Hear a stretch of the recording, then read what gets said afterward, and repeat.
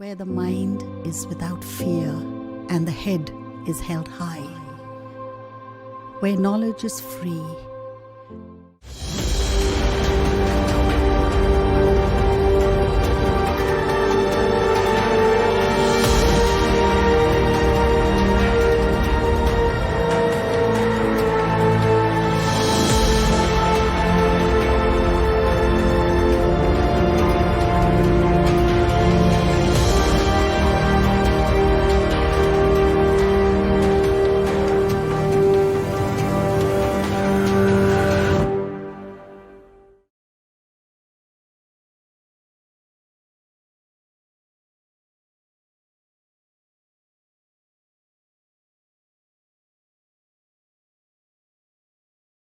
ছাত্রছাত্রীরা কেমন আছো তোমরা?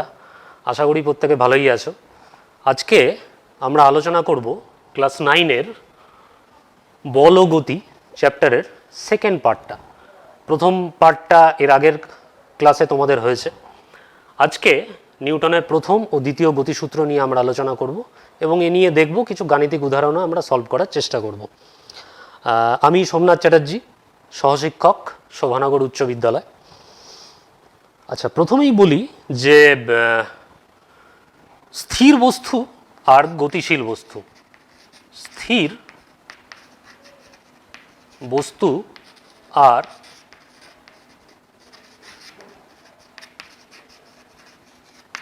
গতিশীল বস্তু। স্থির বস্তু মানে যে বস্তুটা থেমে আছে, যেমন এই বোর্ড থেমে আছে। গতিশীল বস্তু যেমন পৃথিবী সূর্যের চারিদিকে ঘুরেই যাচ্ছে, কোনো ক্লান্তি নেই, কোনো বিরাম নেই, কোনো বিশ্রাম নেই। আদি অনন্তকাল ধরে পৃথিবী ঘুরেই যাচ্ছে এবং আরও যেগুলো গ্রহ উপগ্রহ রয়েছে তারা কিন্তু কন্টিনিউয়াসলি ঘুরে যাচ্ছে। এছাড়াও রাস্তায় দাঁড়ালে আমরা দেখতে পারি বাস, ট্রাক, বিভিন্ন ছোট ছোট গাড়ি, তারাও ঘুরে যাচ্ছে, এই চলছে, অর্থাৎ তাদেরকে আমরা গতিশীল বস্তু বলতে পারি। তো নিউটন এই স্থির আর গতিশীল বস্তুকে নিয়ে তিনি ভাবলেন। ভেবে তিনি তিনটে গতিসূত্র দিলেন, তাদেরকে আমরা বলি নিউটনস লজ অফ মোশন। নিউটনের আরও বিভিন্ন সূত্র রয়েছে বিভিন্ন ক্ষেত্রে, কিন্তু লজ অফ মোশনে তিনি তিনটে সূত্র দিলেন, তিনটে ল। প্রথম, দ্বিতীয়, তৃতীয় গতিসূত্র বলে আমরা তাদেরকে অভিহিত করি। তো আজকে প্রথম দুটো নিয়ে আমি আলোচনা করছি। আচ্ছা, এই বোর্ডটা যে এখানে স্থির আছে, যদি আমরা একে কোনো ডিস্টার্ব না করি বা বাইরে থেকে কোনো বল প্রয়োগ না করি, তাহলে এটা কিন্তু এই জায়গাতে স্থিরই থেকে যাবে, অর্থাৎ স্থির বস্তু নিজের জায়গাতে স্থিরই থেকে যাবে। গতিশীল বস্তু যেমন আমি বলেছি, পৃথিবী ঘুরে যাচ্ছে সূর্যের চারিদিকে, তাকেও যদি ডিস্টার্ব না করা হয় বাইরের থেকে, সে কিন্তু ঘুরতেই থাকবে, আদি অনন্তকাল ধরে যেমন চলছে সে ঘুরছে।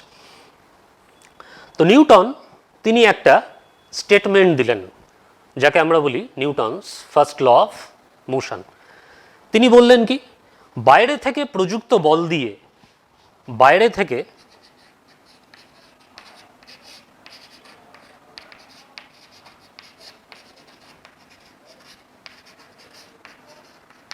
প্রযুক্ত বল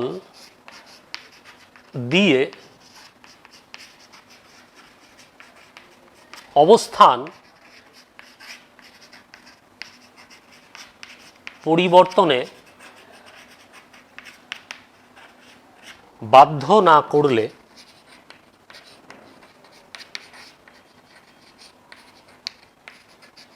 স্থির বস্তু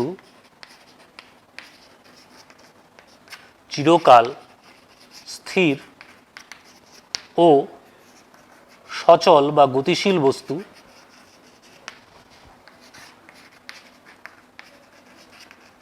চিরকাল সমবেগে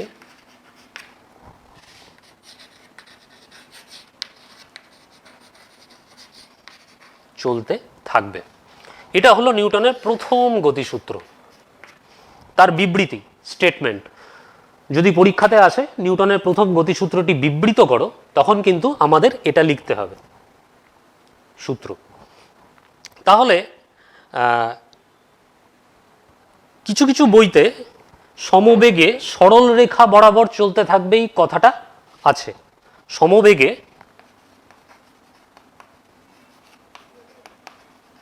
সরলরেখা বরাবর। কিন্তু এটা লেখার কোনো দরকার নেই, কারণ বেগ ভেক্টর রাশি, সেটা আমি পরে আসছি। ভেক্টর রাশি কাকে বলে, স্কেলার রাশি কাকে বলে, এটা আমি পরে আসছি। সমবেগে লিখলে সরলরেখা বরাবর কথাটা লেখার কিন্তু দরকার নেই। বিভিন্ন বইতে তোমরা দেখতে পাবে সমবেগে সরলরেখা বরাবর চলতে থাকে, এটা আছে। তাহলে সরলরেখা বরাবর লেখার কোনো দরকার নেই।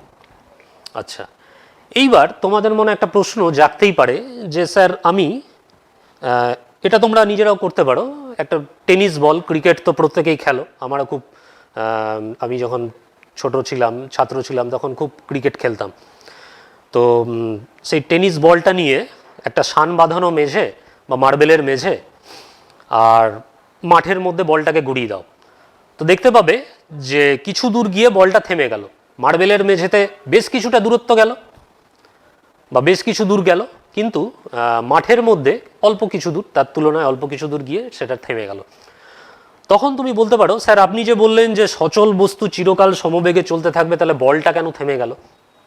এখন এখানে আমরা দেখতে পাচ্ছি না, হয়তো চোখে দেখতে পাচ্ছি না, বা তোমরাও চোখে দেখতে পাচ্ছ না, বলের গতির বিরুদ্ধে কিন্তু একটা বল কাজ করছে। সেই বলটার নাম হচ্ছে কি? সেই বলটার নাম হচ্ছে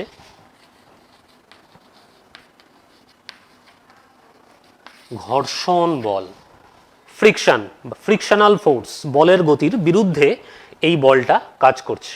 অর্থাৎ টেনিস বলের যে সারফেস তল এবং মেঝের যে সারফেস তল, তার মধ্যে ঘর্ষণ বল প্রতিনিয়ত কাজ করছে, যেটা তার গতিকে বাধা দিচ্ছে।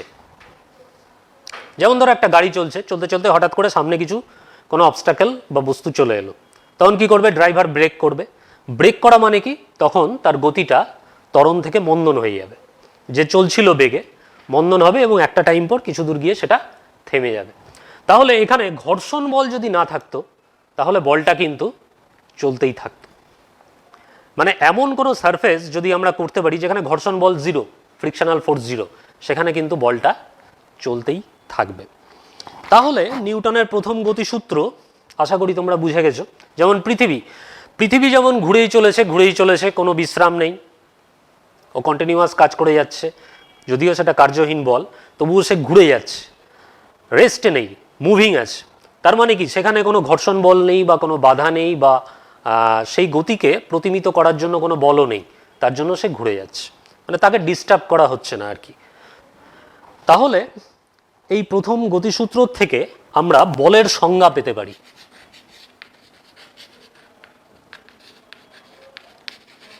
Definition of force, what is force, what do you mean by force, সেটা কিন্তু প্রথম গতিসূত্র থেকে পেতে পারি। অর্থাৎ যা প্রয়োগ করে স্থির বস্তুর স্থিতাবস্থা এবং সচল বস্তুর গতি অবস্থাকে পরিবর্তন আমরা করতে পারবো, তাকেই বলা হচ্ছে ফোর্স বা বল। আশা করি ক্লিয়ার হয়েছে। আচ্ছা, নেক্সট পার্টে যাচ্ছি। তাহলে এটা মেটালাম।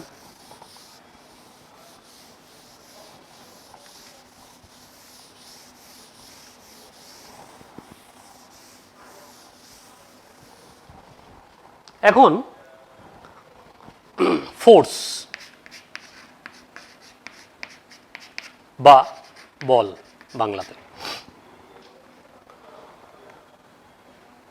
ফোর্সের ডেফিনেশন আমরা প্রথম গতিসূত্র থেকে পেয়েছি। এবার এটা একটা রাশি। রাশি কাকে বলে? যাকে মেজারমেন্ট করা যায় বা পরিমাপ করা যায়। যেমন এই চকটাই, চকের কি কি আমরা মেজার করতে পারবো বা পরিমাপ করতে পারবো? এটা দৈর্ঘ্য বা লেন্থকে পরিমাপ করতে পারবো। স্কেল একটা নেব, নিয়ে এটার দৈর্ঘ্যকে পরিমাপ করব। তাহলে দৈর্ঘ্যটা একটা রাশি।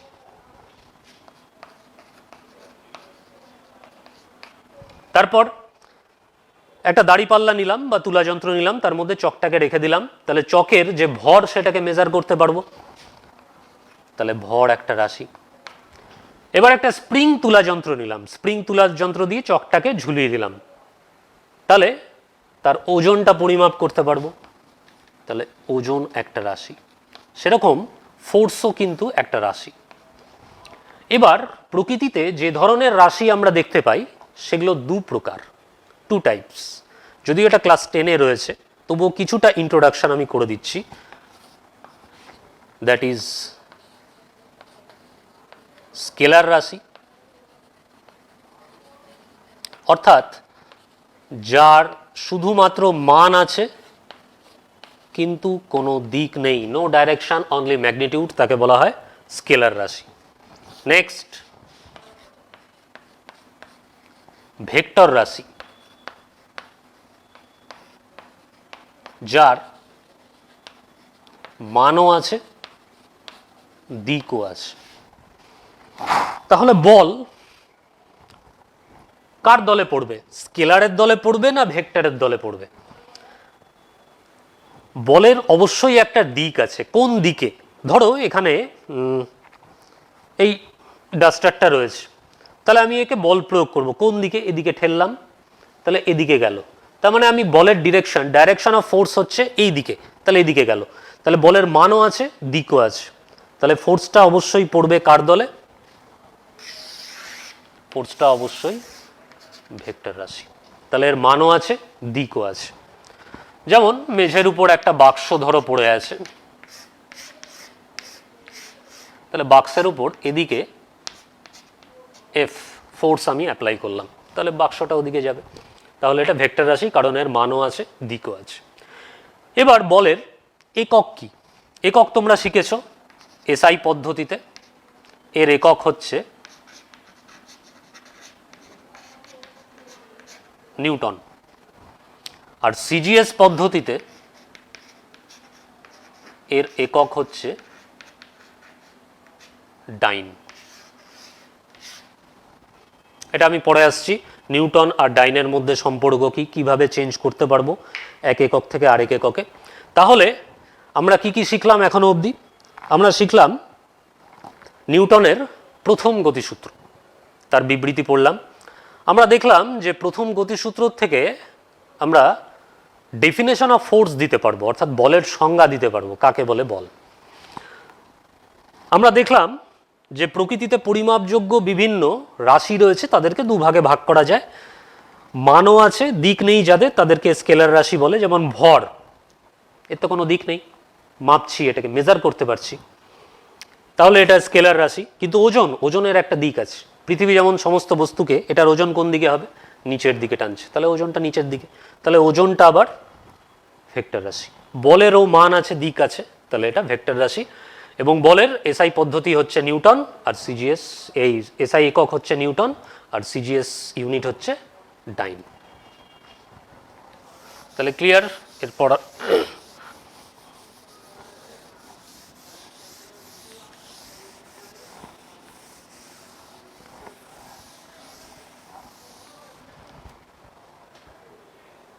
এবার এই বলের মধ্যে আমরা দেখতে পারবো কার্যকর বল বা এফেক্টিভ ফোর্স আর প্রতিমিত বল।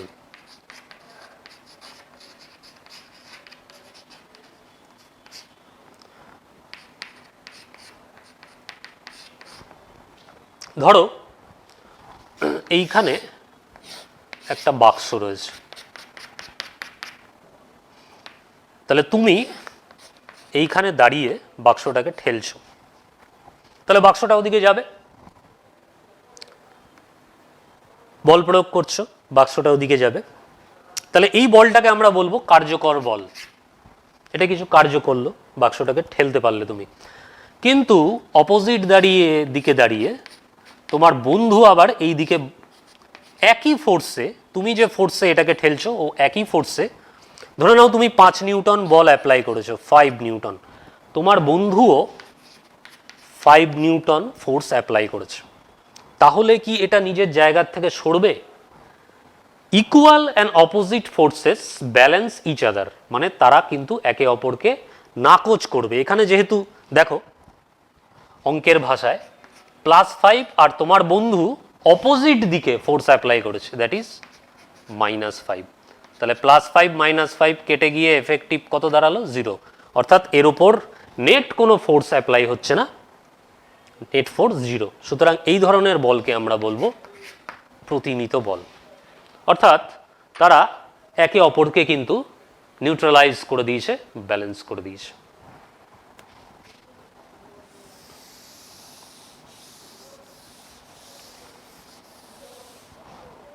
ছোট থেকে আমরা মা বাবার কাছে নামতা খুব সুন্দর পড়েছি, 1, 2, 3 ঘরের বিভিন্ন নামতা, রঙিন রঙিন বই ছিল। তো সেই যে বীজগণিত, তারপর আরেকটু বড় হলাম, ক্লাস 10 অবধি দেখলাম, যে দেখব ক্লাস 10 অবধি, সেখানে বীজগণিত যেটা পড়বো সেটা কিন্তু সবই স্কেলার অ্যালজেব্রা।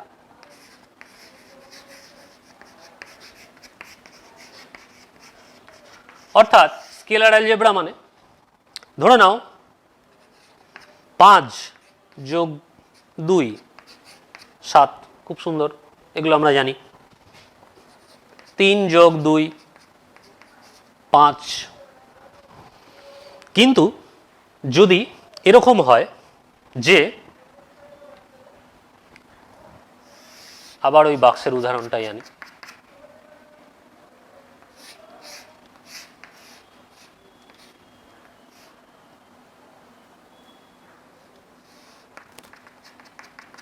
মেঝেতে ধরো একটা এরকম বাক্স পড়ে আছে, তাহলে তুমি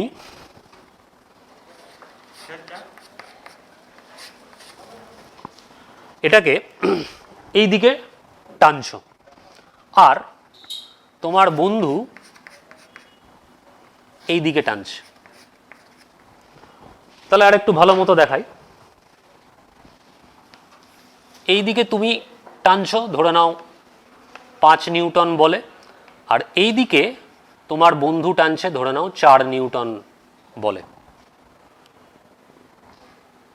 দুটোর মধ্যে কোণ ধরে নাও 90 ডিগ্রি।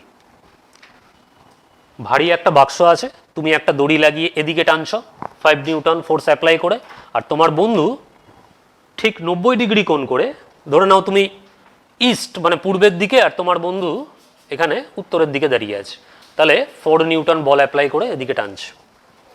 তাহলে বাক্সটা কোন দিকে যাবে? তাহলে কি আমরা স্কেলার অ্যালজেব্রা অনুযায়ী বলতে পারি যে এই বাক্সটার উপর মোট বল কাজ করছে 5 + 4 = 9 নিউটন? এটা কি বলা যাবে? না, এটা কিন্তু বলা যাবে না। কেন? কারণ দিস ইজ রং। তার কারণ হচ্ছে যে আমি আগেই বলেছি বলটা হচ্ছে একটা ভেক্টর রাশি, ফলে এর মানও আছে, দিকও আছে। সুতরাং বল স্কেলার অ্যালজেব্রা ফলো করবে না, ও ফলো করবে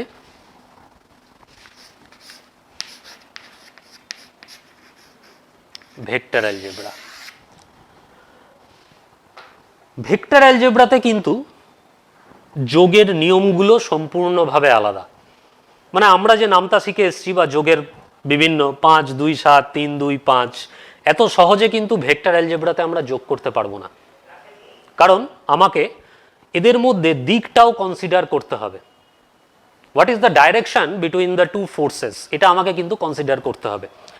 ভেক্টর অ্যালজেব্রার ডিটেলস আলোচনা ক্লাস 11-এ সায়েন্স যদি নাও তাহলে পদার্থবিজ্ঞানে তোমরা তাতে পাবে। তো আপাতত ক্লাস 9-এর যতটুকু রয়েছে এর একটু ইন্ট্রোডাকশান রয়েছে, সেই ইন্ট্রোডাকশানটা আমি দিচ্ছি। তাহলে ভেক্টর অ্যালজেব্রার কিছু সূত্র রয়েছে যে কিভাবে তাহলে আমরা এটাকে যোগ করতে পারবো, সেটা তাহলে এবার দেখাই।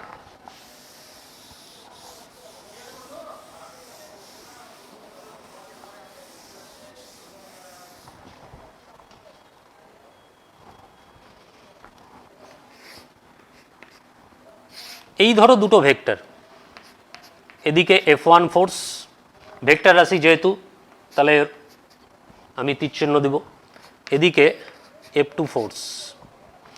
তাহলে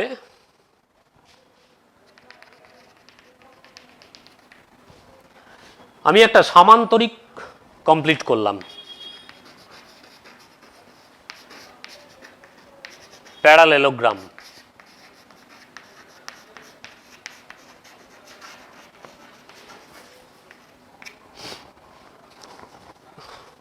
তাহলে কোনো একটা সামান্তরিকে দুটো সন্নিহিত বাহু, সন্নিহিত মানে পরস্পর লেগে আছে, এরকম দুটি বাহু যদি F1 F2 দুটো ভেক্টর রাশি বা দুটো বলকে রিপ্রেজেন্ট করে বা নির্দেশ করে সন্নিহিত বাহু, যারা একটা বিন্দুতে এসে মিলিত হচ্ছে। মানে কখনোই কিন্তু এই বাহু আর এই বাহু নয়, এই দুটো বাহু নিলাম কারণ এরা সন্নিহিত বাহু একটা বিন্দুতে এসে মিলিত হয়।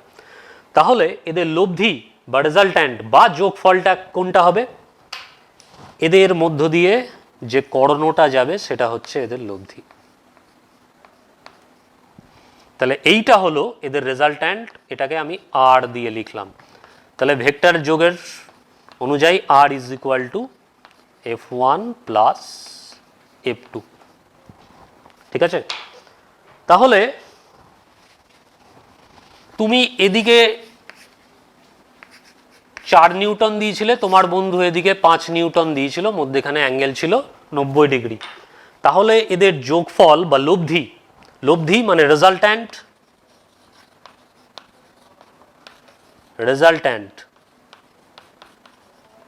বা যোগফল কোন দিকে এটা যাবে সে দিকটা হবে এদের মাঝামাঝি কোনো একটা দিক।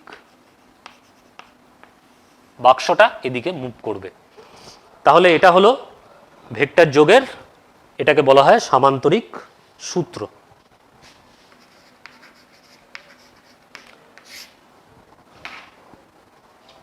এছাড়াও ত্রিভুজ সূত্র রয়েছে, বহুভুজ সূত্র রয়েছে, সেগুলো আগামী দিনে তোমরা দেখবে।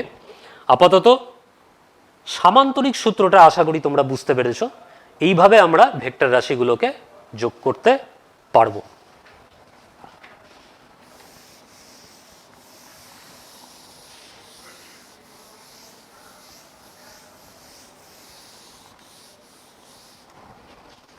যোগের কথা যখন এসছে তখন বিয়োগ আসবে না এটা হতে পারে না।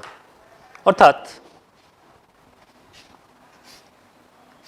ধরো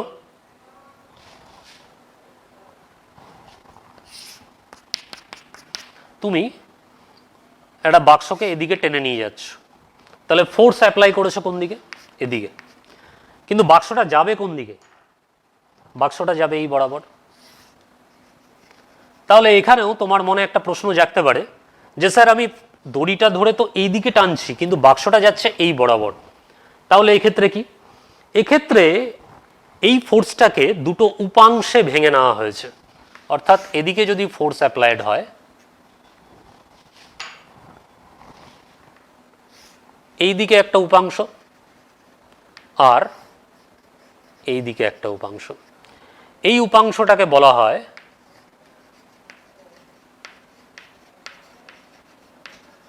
অনুভূমিক উপাংশ, আর এই উপাংশটাকে বলা হয়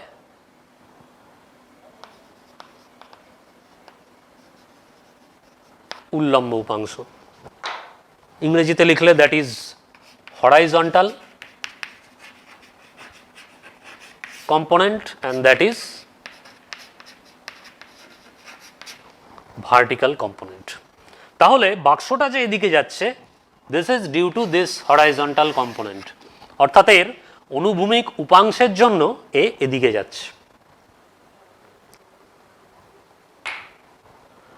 এটার উপর একটা বোধমূলক প্রশ্ন তোমাদের করা হয়ে থাকে বা পরীক্ষাতেও তোমরা দেখতে পাবে।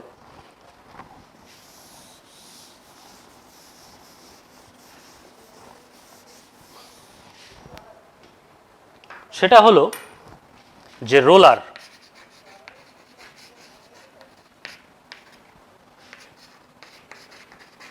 টানা ও ঠেলা কোনটা সুবিধাজনক? সুবিধাজনক কোনটা?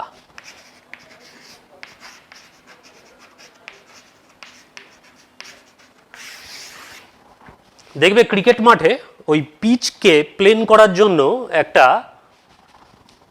এই রকম বস্তু থাকে, ভারী লোহার একটা সিলিন্ড্রিক্যাল টাইপ, এটাকে বলা হয় রোলার। এই রোলার দিয়ে ক্রিকেট পিচের মাটিটাকে প্লেন করা হয়।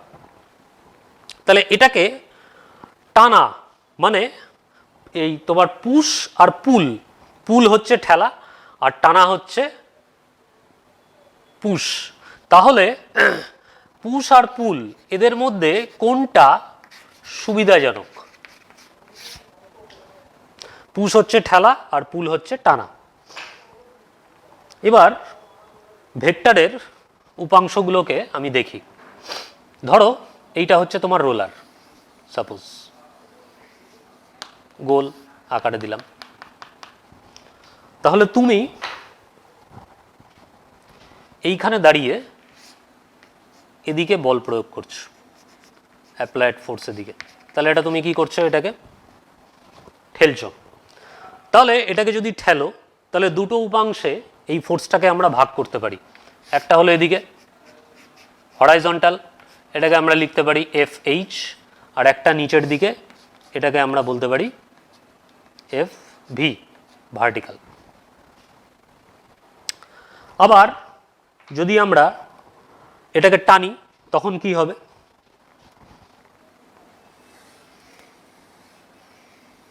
মানে 2 নম্বর কেসে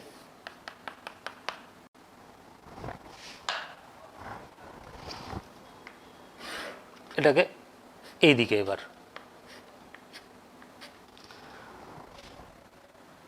তাহলে এটা হচ্ছে হরাইজন্টাল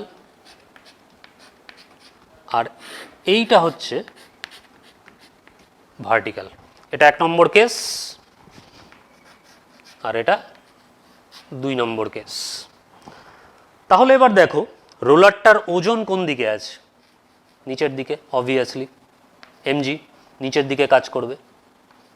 তাহলে আমি যদি এটাকে ঠেলি তাহলে ভার্টিক্যাল কম্পোনেন্ট যেটা আছে, উল্লম্ব উপাংশ, সেটা বস্তুর ওজনের সাথে অ্যাড হয়ে যাবে, যোগ হয়ে যাবে। কেন? কারণ দুটো একই দিকে আছে, ভার্টিক্যাল কম্পোনেন্টটাও নিচের দিকে আছে আর রোলারটার ওজনটাও কিন্তু পৃথিবী রোলারটাকে নিচের দিকে টানছে। তাহলে দুটো অ্যাড হয়ে যাবে, অ্যাড হয়ে গিয়ে এর এফেক্টিভ ওজন কিন্তু বাড়িয়ে দেবে, মানে রোলারটা কিন্তু আরও ভারী হয়ে যাবে, ফলে ওটাকে ঠেলতে কষ্ট হবে। কিন্তু কেস নাম্বার 2তে কি ঘটেছে দেখো, ওজনটা নিচের দিকে আছে কিন্তু ভার্টিক্যাল কম্পোনেন্টটা কিন্তু উপর দিকে আছে, ফলে এদের মধ্যে বিয়োগ হবে। যেহেতু ডাইরেকশন অপোজিট, বিয়োগ হওয়ার ফলে কি হবে, এর এফেক্টিভ ওজনটা কিছুটা হলেও কমে যাবে। ফলে এই তুলনায় কেস 1-এর তুলনায় কেস 2তে আমার কিন্তু এটাকে রোলারটাকে মুভ করাতে সহজ। তার মানে এটা টানাটা সহজ ঠেলার থেকে। তাহলে পরীক্ষাতে যদি কোশ্চেন আসে রোলার টানা এবং ঠেলা কোনটা সুবিধাজনক, এরকম ছবি এঁকে তোমরা আশা করি ব্যাখ্যাটা দিতে পারবে। তাহলে প্রথম গতিসূত্র নিয়ে আমরা কিছুটা আলোচনা করেছি। এবার দ্বিতীয় গতিসূত্রতে আসি। এই গতিসূত্রে কিন্তু একটু ম্যাথামেটিক্যাল ক্যালকুলেশন এবং কিছু অঙ্ক আমরা করার চেষ্টা করব। প্রথমেই বলি, দ্বিতীয় গতিসূত্র শুরু করার আগে ভরবেগ এই রাশিটা সম্পর্কে আমাদের কিন্তু একটু জানতে হবে দ্বিতীয় গতিসূত্রের আগে, ভূমিকাতে, ইন্ট্রোডাকশনে। কোনো বস্তুর ভর আর বেগের সমন্বয়ে তার মধ্যে যে গতীয় ধর্মের সৃষ্টি হয় তাকেই বলা হয় বস্তুর ভরবেগ। এটা অবশ্যই একটা ভেক্টর রাশি, অর্থাৎ ভর ইন্টু বেগ, মাস ইন্টু ভেলোসিটি দিয়ে আমরা পেলাম হচ্ছে ভরবেগ, মোমেন্টাম। কেন এটা গুরুত্বপূর্ণ এটা একটু দেখি। ধরো একটা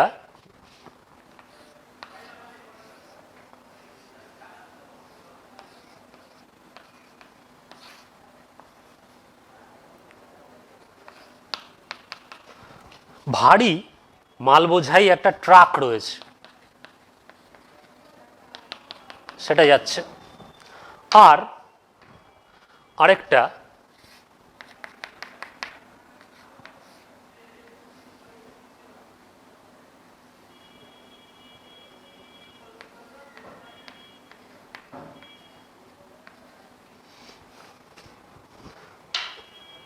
মারুতি গাড়ি, এইটার ভর হচ্ছে এম, এ যাচ্ছে উইথ ভেলোসিটি ভি, ভি বেগে যাচ্ছে। এইটার ভর এটা 4 গুণ, কিন্তু বেগ কম, v/2, এর অর্ধেক বেগে যাচ্ছে। তাহলে প্রশ্ন হলো যে কোনটাকে থামাতে আমার বেশি বল প্রয়োগ করতে হবে।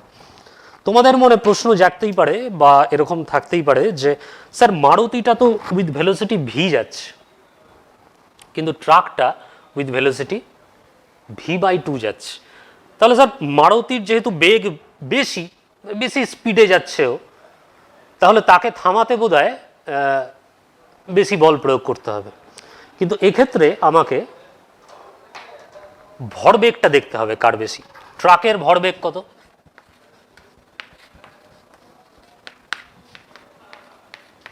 Four m into v by two, তাহলে দাঁড়ালো 2mv। মারুতির ভরবেগ কত? M into v. তাহলে ভরবেগের দিক থেকে বিচার করলে দেখা গেল যে এর ভরবেগটা কিন্তু এর অর্ধেক। তাহলে অবশ্যই ট্রাক, যেহেতু এর ভরবেগটা দ্বিগুণ, একে থামাতে বেশি বল অ্যাপ্লাই করতে হবে। এখানেই কিন্তু ভরবেগের গুরুত্ব এবং নিউটনের দ্বিতীয় গতিসূত্রর শুরু।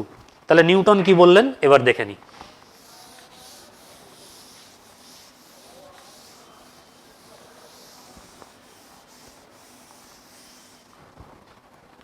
নিউটন বললেন কোনো বস্তুর ভরবেগের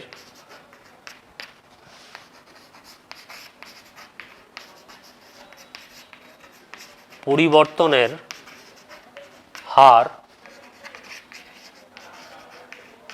উহার ওপর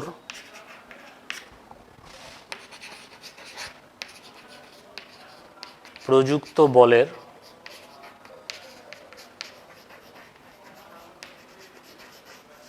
সমানুপাতিক এবং বল যেদিকে প্রযুক্ত হয়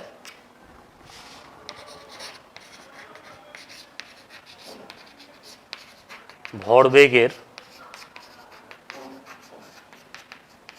পরিবর্তনও সেদিকে ঘটে। ধরা যাক এটাকে একটু মিটাই। কোনো একটি বস্তুর ভর এম, সেটা প্রাথমিক বেগ বা ইউ বেগে যাচ্ছিল।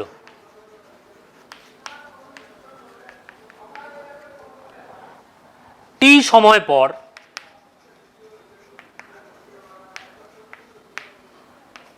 পি বল প্রযুক্ত হওয়ায়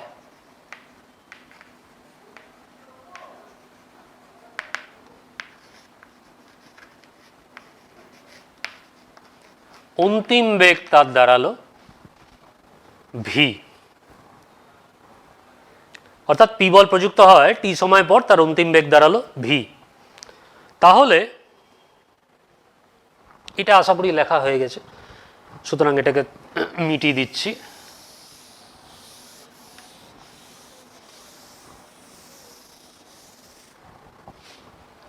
তাহলে ভরবেগের পরিবর্তন অন্তিম মাইনাস প্রাথমিক এমভি মাইনাস এমইউ। এইবার ভরবেগের পরিবর্তনের হার, হার মানে সময় দিয়ে ওটাকে ভাগ করব, তাহলে M V minus U by T. এবার বিগত ক্লাসে তোমরা নিশ্চয়ই জেনেছো যে বেগের পরিবর্তন বাই সময়, বেগের পরিবর্তনের হারকে আমরা বলে থাকি ত্বরণ। এখানে যেহেতু বেগ বেড়েছে, অবভিয়াসলি পি বল প্রযুক্ত হওয়াতে বেগটা বেড়েছে, ভিটা বেশি ইউ এর থেকে, তাহলে এক্ষেত্রে ত্বরণ হয়েছে বা অ্যাক্সিলারেশন হয়েছে, তাহলে ইকুয়াল টু এম এফ। এফটা হলো বস্তুর ত্বরণ। তাহলে according to Newton second law of motion, প্রযুক্ত বল সেটা হচ্ছে p, that is p is proportional to M f, ভরবেগের পরিবর্তনের হারের সাথে সমানুপাতিক। এবং যেদিকে বল প্রয়োগ করব, এদিকে যদি বল প্রয়োগ করি তাহলে ভরবেগের পরিবর্তনও কিন্তু সেদিকেই হবে। আচ্ছা, সমানুপাতি মানে হচ্ছে এটা ঠিক যতটা বাড়বে এটাও ঠিক ততটা বাড়বে। মানে এটা যদি 3 গুণ বাড়ে তাহলে এটাও 3 গুণ বাড়বে, এটা যদি 1/3 হয় তাহলে এটাও কিন্তু 1/3 হবে। এবার সমানুপাতিকে ওঠানোর জন্য আমাদের একটা ধ্রুবক দরকার, সেটাকে কে দিলাম, কে এম এফ। এবার ইউনিট ফোর্সের কনসেপ্টে আসি, অর্থাৎ ইফ যদি m equal to 1, f equal to 1 আর পি ইকুয়াল টু 1 হয়, তাহলে এখান থেকে পেতে পারি কনস্ট্যান্টের মানটাও 1। অর্থাৎ একক বল যদি একক ভরের কোনো বস্তুর ওপর ক্রিয়া করে একক ত্বরণ সৃষ্টি করতে পারে, সবই ইউনিট অর্থাৎ একক, তখন কিন্তু এই কনস্ট্যান্টের ভ্যালুটাও হয়ে যাবে একক। সেক্ষেত্রে আমার ইকুয়েশনটা দাঁড়ালো P is equal to M F. অনেকে এটাকে অনেক বইতে তোমরা দেখতে পারবে F equal to M A, force equal to mass into acceleration, বা P equal to M F, অনেক বইতে F equal to M A এটাও দেওয়া রয়েছে। তাহলে এটা হলো নিউটনের গতিসূত্রের ম্যাথমেটিক্যাল রূপ, ম্যাথমেটিক্যাল ফর্মুলা। আচ্ছা, তাহলে বলের সংজ্ঞা আমরা পেয়েছিলাম কোথার থেকে? নিউটনের প্রথম সূত্র থেকে। এবার বলের মেজারমেন্ট করব, মানে বলটাকে মাপবো, সেটা কোথার থেকে মাপবো? নিউটনের দ্বিতীয় গতিসূত্র থেকে। আচ্ছা, এইবার আসি নিউটন আর ডাইন যেটা আমি বলেছিলাম তার ডেফিনেশনে। কাকে বলবো নিউটন? যেহেতু F equal to M A, তাহলে এফ কে যদি বলা হয় 1 নিউটন, তাহলে এমটাকে বলা হবে 1 কিলোগ্রাম ভর, আর এ মানে অ্যাক্সিলারেশন বা ত্বরণ 1 মিটার পার সেকেন্ড স্কোয়ার। অর্থাৎ নিউটন কাকে বলবো? 1 কিলোগ্রাম ভরের কোনো বস্তুর উপর ক্রিয়া করলে যে বলটা 1 মিটার পার সেকেন্ড স্কোয়ার ত্বরণ সৃষ্টি করতে পারে, তাকেই বলা হয় 1 নিউটন বল। এবার কনভার্সনে আছি সিজিএস টু এসআই। তাহলে 1 কিলোগ্রাম মানে কত?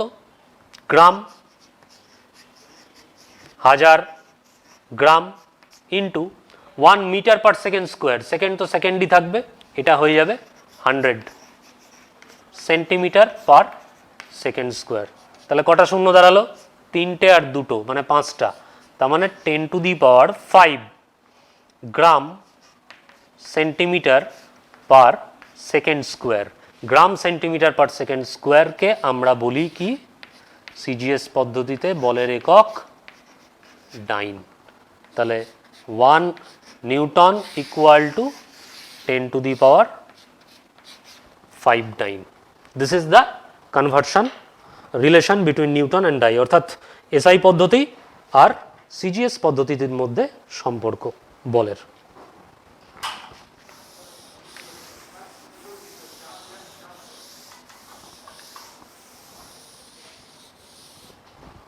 নেক্সট,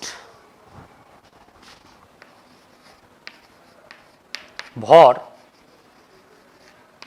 বস্তুর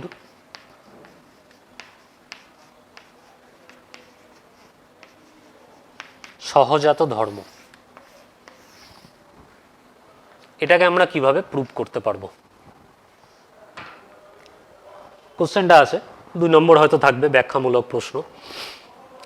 ধরো তোমাকে একটা লোহার বল দিয়েছি, আয়রন বল, আর একটা প্লাস্টিক বল দিয়েছি। আয়রন বলের মাস হচ্ছে m1, প্লাস্টিক বলের মাস হচ্ছে m2। অবভিয়াসলি আয়রন বলটা প্লাস্টিক বলের থেকে বেশি ভারী, তাহলে m1 গ্রেটার দেন m2, এটা ভারী। এবার দুটি বলেই আমি সমান ত্বরণ উৎপন্ন করব, অর্থাৎ এরও অ্যাক্সিলারেশন হবে এ, এরও অ্যাক্সিলারেশন হবে এ। তাহলে অ্যাপ্লাইড ফোর্স কত? এর মধ্যে কত বল প্রয়োগ করা হয়েছে? F1 ইকুয়াল টু m1 এ, আর এখানে কত বল প্রয়োগ করা হয়েছে? F2 ইকুয়াল টু m2 এ। দুটোতেই কিন্তু সমান ত্বরণ উৎপন্ন করা হয়েছে। এবার F1 by F2 is equal to m1a by m2a। তাহলে a কেটে গেল, m1 বাই m2। এবার যেহেতু m1 গ্রেটার দেন m2, তাহলে কি হবে? লোহার বলটা যেহেতু ভর বেশি, একই ত্বরণ সৃষ্টি হয়েছে, তাহলে অবভিয়াসলি এখান থেকে আমরা বলতে পারবো F1 is greater than F2। অর্থাৎ যার ভর বেশি একই ত্বরণ উৎপন্ন করা সত্ত্বেও তাতে কিন্তু বেশি পরিমাণে বল অ্যাপ্লাই করতে হচ্ছে বা বেশি পরিমাণে বল তাতে প্রয়োগ করতে হচ্ছে। তার জন্য আমরা বলতে পারি যে ভর বস্তুর সহজাত ধর্ম। এখান থেকেও তোমরা দেখতে পারো যে তুমি একটা ধরো সাইকেল চালাচ্ছ আর পেছনে তোমার ভারী ব্যাগ রয়েছে কেরিয়ারের মধ্যে, তাহলে সাইকেলটা চলতে চলতে হঠাৎ করে যদি ব্যাগটা পড়ে যায় তখন কি হবে? সাইকেলের কিন্তু ভরটা কমে যাবে। ভরটা যেহেতু কমে গেল কারণ ব্যাগটা নিচে পড়ে গেছে, তাহলে ভরটা কমে গেলে কি হবে? সাইকেলের কিন্তু বেগটা বেড়ে যাবে, কারণ ভরবেগের কনসেপ্ট। প্রথমে সাইকেলটার ভর বেশি ছিল, বেগটা হয়তো কিছুটা কম ছিল, তারপর ভরটা যেহেতু কমে গেল তাহলে সেটাকে অ্যাডজাস্ট করার জন্য আবার বেগটা কিন্তু বেড়ে যাবে। এখান থেকেই আসে আবার রৈখিক ভরবেগের সংরক্ষণ সূত্র, সেটা আমরা নেক্সট ক্লাসে আলোচনা করব। আচ্ছা, তাহলে F equal to M A হয়েছে। এবার কিছু অঙ্ক করা যাক।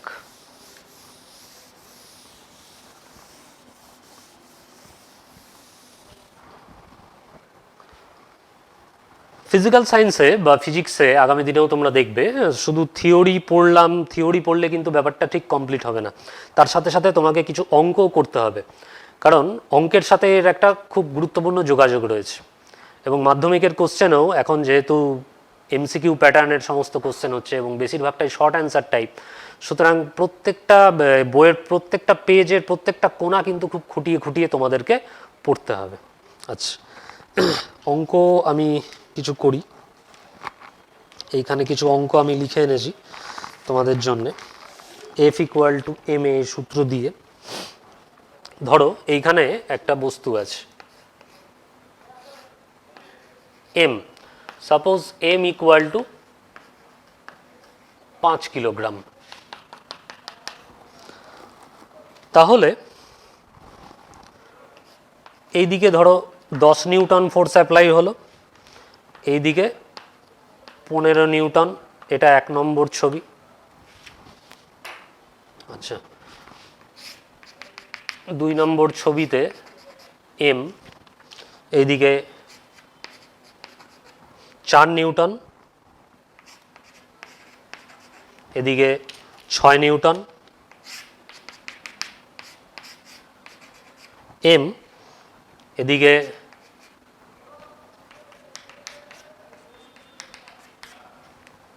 30 নিউটন, এদিকে 50 নিউটন, আর 4 নম্বর কেসে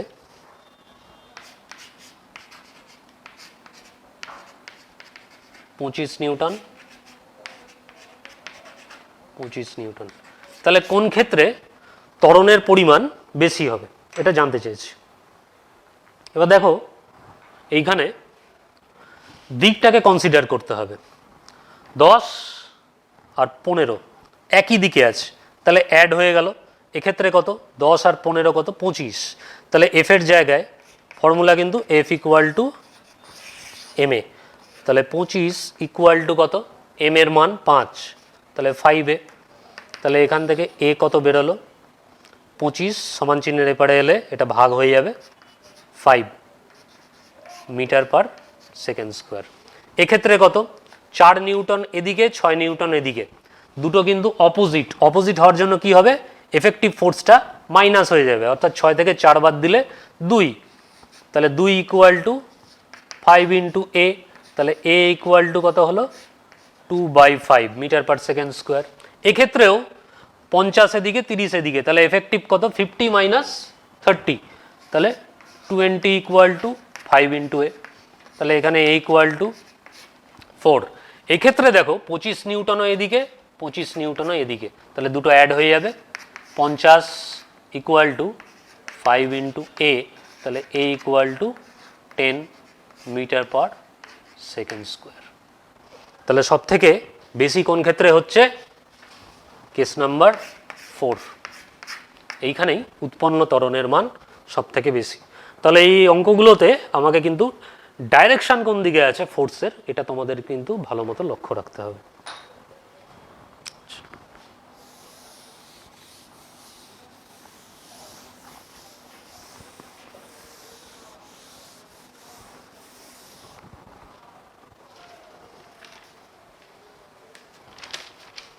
নেক্সট আরেকটা করি।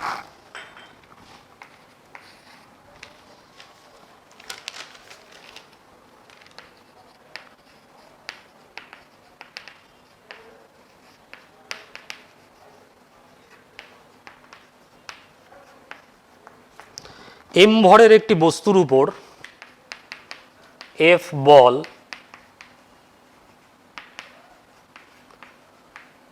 টি সময় ধরে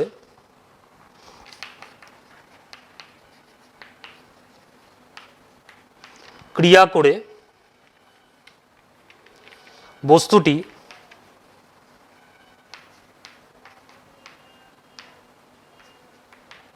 এক্স দূরত্ব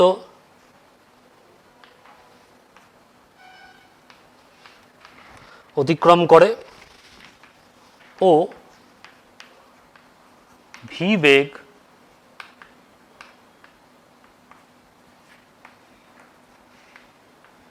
অর্জন করে। দেখাও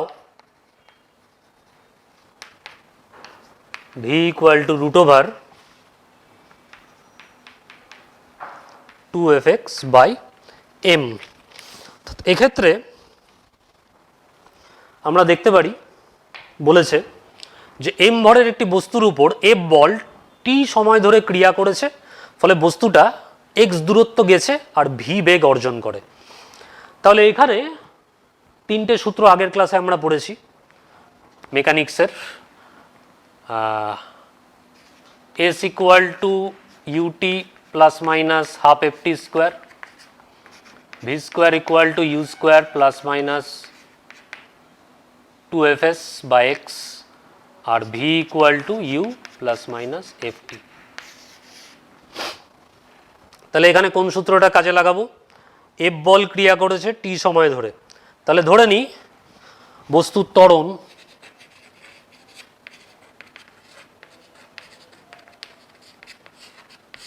এফ ইকুয়াল টু কত? এক্ষেত্রে হবে এফ বাই এম। এটা হচ্ছে বস্তুর ত্বরণ, কারণ এফ ইকুয়াল টু কি এম এ। এখানে তোমরা এও ধরতে পারো ত্বরণটাকে, আমি এফ ধরেছি, f by m. Force by mass, আর এম ভর বলে দিয়েছে, এম ভর এফ। তাহলে এবার কোন ফর্মুলা অ্যাপ্লাই করব? আমাকে ভিটা দেখাতে বলেছে এটা, তাহলে ভিটা এবার কোথার থেকে আসবে? ত্বরণ আছে আর দূরত্ব আছে এক্স, তাহলে এই 2 নম্বর ফর্মুলাটাকে অ্যাপ্লাই করতে হবে। এখানে তোমাকে দেখে বুঝতে হবে।